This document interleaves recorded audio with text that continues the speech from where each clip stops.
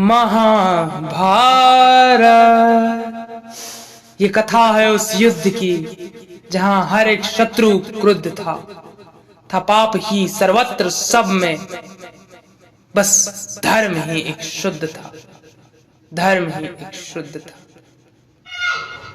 नमस्कार, जय श्री श्याम, जय श्री श्याम, जय श्री श्याम। कथा व्यथा यूट्यूब चैनल में आपका हार्दिक स्वागत है। इस चैनल में इस समय पर आप सुन रहे हैं महाभारत के अनसुलझे रहस्यों की कड़ी में। महाभारत के अनसुलझे रहस्य हैं, उन पर से पर्दा उठाया जा रहा है।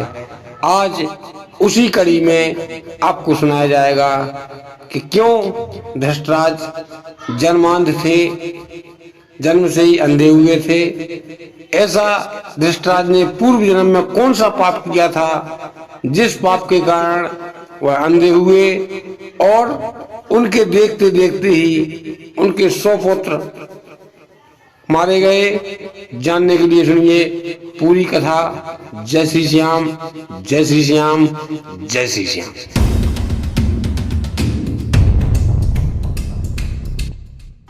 एक समय की बात है, एक राजा अपने राज्य में राज्य किया करता था। उसके राज्य में प्रजा सुखी थी, प्रजा को किसी प्रकार का कष्ट नहीं था। प्रजा अपने राजा को पिता तुल्य समझती थी और राजा भी अपनी प्रजा को पुत्र तुल्य समझता था। जो भी परेशानी प्रजा को होती, निसंकोच भाव से मंत्री से कह देते, कई लोग राजा से कह देते। राजा हर प्रकार की समस्या का समाधान करता। कोई भी बात राजा को होती, कोई कष्ट होता, कोई बड़ी बात होती, कोई छोटी बात होती, राजा दरबार लगाकर समस्त प्रजा से कह देता। इस पर प्रजा पर जो बन पड़ता, प्रजा वह सब कुछ करती थी। उन्हीं के राज्य में एक ब्राह्मण दंपति, ब्राह्मण पति पत्नी दोनों रह करते थे। उनकी कोई संतान नहीं थी। उस दाम्पत्य ने अपने घर में एक हंस और हंसनी का जोड़ा पाल रखा था, जो कि उन्हें संतान से भी ज्यादा प्रिय था।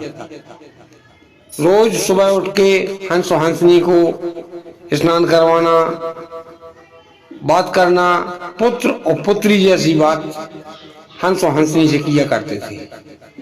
लोग पूछते कि तुम्हारे कोई संतान नहीं है, तब वह कहते कि ऐसा कभी मत कहना कि मेरे कोई संतान नहीं है, मेरे 2 संतानें हैं या एक संतान है, एक मेरा पुत्र है, दूसरी उसकी पुत्र वधू है। मैं निसंतान नहीं हूँ। मैं अपने आप को बड़ा भाग्यशाली समझता हूँ कि जो कि भगवान श्री हरि का अवतार है, हंस अवतार, उसकी मैं सेवा कर रहा हूँ और मैं उन्हीं के सानिध्य में पल रहा हूँ। इस प्रकार से ब्राह्मण का जीवन व्यतीत होता था। राजा भी अपने समस्त राज्य कार्यों में व्यस्त रहता। न ही किसी को किसी प्रकार की चिंता थी, न ही किसी प्रकार का कोई कष्ट था।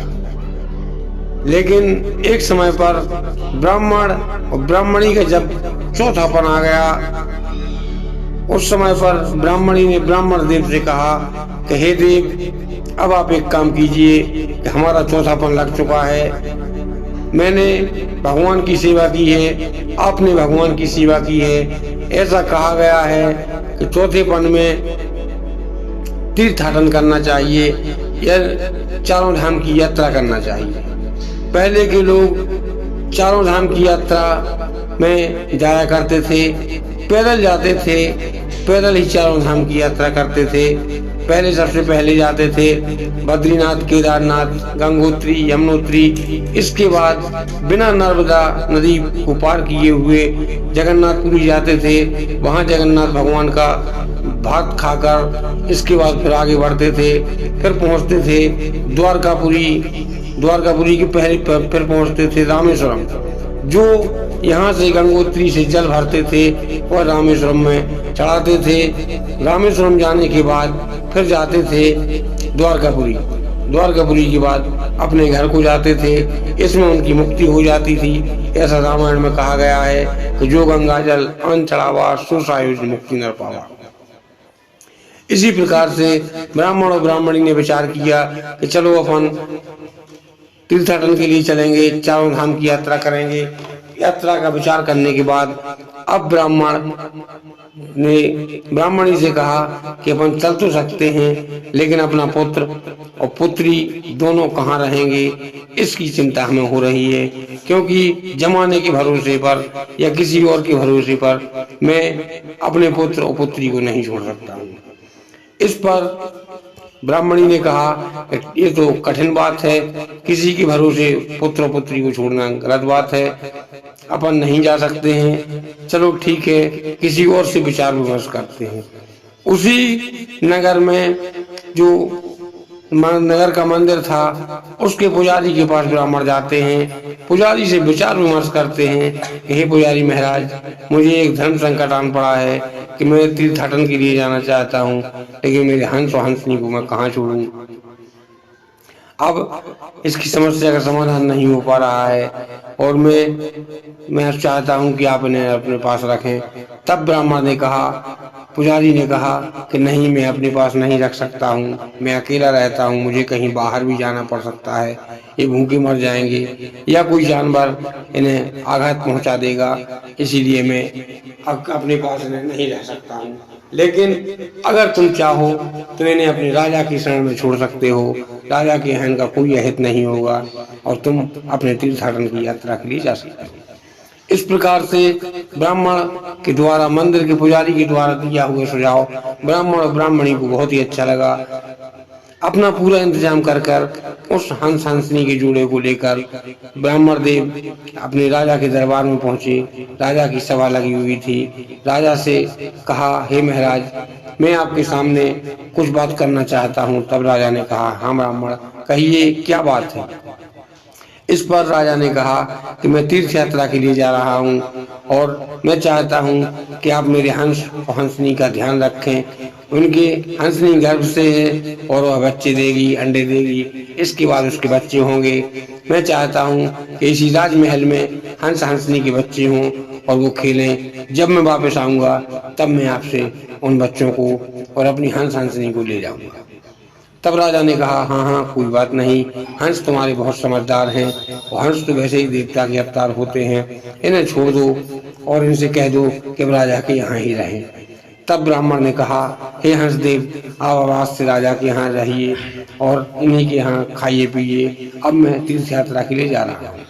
इतनी बात कर ब्राह्मण देव वहां से हंस को वहीं पर छोड़कर राजा ने अपने मंत्री से कहा, मंत्री, इस हंस और हंसनी को बगीचे में सुरक्षा के बीच में छोड़ दिया जाए। कोई भी जीव जंतु या कोई भी व्यक्ति इसे आहत ना कर दे, ना ही कोई इसे मार दे।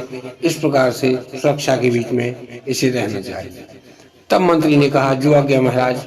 इतना कहने के बाद मंत्री ने 10 सिपाहियों के घेरे में एक बड़े बगीचे में हंस हंसनी को छोड़ दिया। हंस हंसनी को ये नहीं देखना था कि हंस हंसनी कहीं बाहर नहीं जाएं, ये देखना था कोई बाहर वाला उन्हें कोई आहत ना पहुंचा दे। धीरे धीरे करके समय व्यतीत हुआ।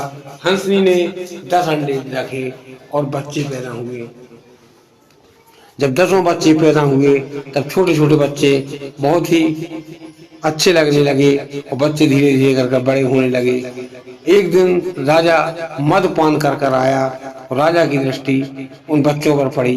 तब राजा ने उन बच्चों को एक को पकड़ा और उसे सोचा कि एक बच्चे से क्या होगा, ब्राह्मण देव को पता नहीं चलेगा, और उस बच्चे को मारा, उसका मांस भूंजा और मांस का भक्षण कर लिया। इस प्रकार से 1 2 3 4 5 6 7 8 9 10 बच्चों का भक्षण करने के बाद हंस और हंसनी दुखी हुए। इसके बाद दोबारा में गर्भ धारण किया। गर्भ धारण करने के बाद ऐसे ऐसे 10 बार हंस हंसनी ने गर्भ धारण किया। इस प्रकार से वह अधर्मी राजा उन हंस और हंसनी के 100 बच्चों को मारकर खा गया। लगभग 5 वर्ष बाद जब वह ब्राह्मण जब ब्राह्मण देव वापस आए, उन्हें तो पता था कि हंस हंसनी हर 6 माह बाद 10 बच्चों को या 12 बच्चों को जन्म देते हैं। तब उन्होंने राजा से कहा, हे राजन, मैं आ गया हूँ, अब आप मुझे मेरा हंस और हंसनी का जोड़ा वापस कर दीजिएगा। तब राजा ने कहा, ठीक है गुरुवर। मंत्री से कहा, जाओ और हंस हंसनी का जोड़ा इन्हें दे दो। तब मंत्री ने कहा, चलिए विप्रवर, उन्हें दे गए। तब हंस हंसनी को देखते हैं। हंस हंसनी उन्हें देखकर, अपने मालिक को देखकर हंस हंसनी की आंखों में आंसू आ जाते हैं। तब वह कहते हैं कि हे मंत्रीवर, इनके बच्चे कहाँ हैं, वो बताइए। तब बच्चे के नाम लेते ही हंसनी के आंखों में झरना बहने लगता है और मंत्री कोई जवाब नहीं देता है और कहता है, इसकी बात आपको राजा से करना पड़ेगी। तब वह कहता है, राजा के पास जाता है, राजा से कहता है, हे राजन, इनके बच्चे कहाँ हैं? जो आपने हंस और हंसनी का जोड़ा हमने आपको दिया था, वो तो 5 साल बाद आपने बच्चे वापस दे रहे हैं, लेकिन जो इनके बच्चे थे वो कहाँ गए, उड़ गए या किसी ने खा लिए, क्या वजह रही, या दिए नहीं? ऐसा नहीं हो सकता है कि हंस और हंसनी हर 6 माह बाद 10 या 12 बच्चे ना दें। इस पर राजा ने कहा, मुझे इस बारे में जानकारी नहीं है। मंत्री से पूछा, मंत्री ने कहा, मुझे इस बारे में जानकारी नहीं है। तब उसने कहा, राजन, मैं आपके शरण में छोड़ गया था, जरूरी इसमें कोई कुछ ना कुछ गड़बड़ है, आप मुझे बताइए, वरना मैं आपको श्राप दे दूंगा। तब राजा ने कहा, हे ऋषिवर, श्राप नहीं दीजिए, मैं आपको बताता हूँ। इनके छोटे छोटे बच्चे बहुत अच्छे लगे और मैंने उन्हें भूंज कर मांस बनाकर उन 100 बच्चे दिए और 100 बच्चों को खा लिया। इसके बाद उस ब्राह्मण ने श्राप दिया कि हे राजन, मैं तुम्हें श्राप देता हूँ कि जाओ, अगले जन्म में तुम्हारे 100 पुत्र होंगे और तुम्हारी आंखों के सामने मरेंगे। तुमने जानबूझ के इन्हीं दोनों आंखों को से देखते हुए मेरे हंस और हंसनी के 100 बच्चे खाए हैं। जाओ, मैं तुम्हें श्राप देता हूँ कि अगले जन्म में तुम जन्मांध पैदा होगे, अंधे पैदा होगे और तुम्हारे ही सामने तुम्हारे 100 पुत्र मारे जाएंगे।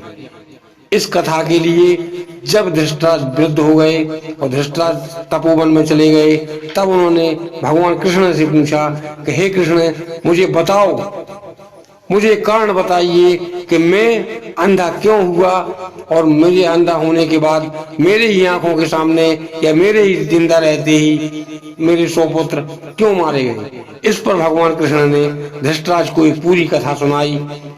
ऐसा श्रीमद् भागवत महापुराण में लिखा हुआ है, जो मैं आपके सामने सुना चुका हूँ। यही कारण था कि धृतराज अंधे थे और उनके सामने ही उनके 100 पुत्र मरे। यदि कथा अच्छी लगी हो तो लाइक करें, कमेंट करें, शेयर करें, यदि इच्छा हो तो सब्सक्राइब करें। इन्हीं शब्दों के साथ सब्सक्राइब करें कथा व्यथा यूट्यूब चैनल को, धार्मिक कथाएं सबसे पहले देखने के लिए। जय श्री श्याम।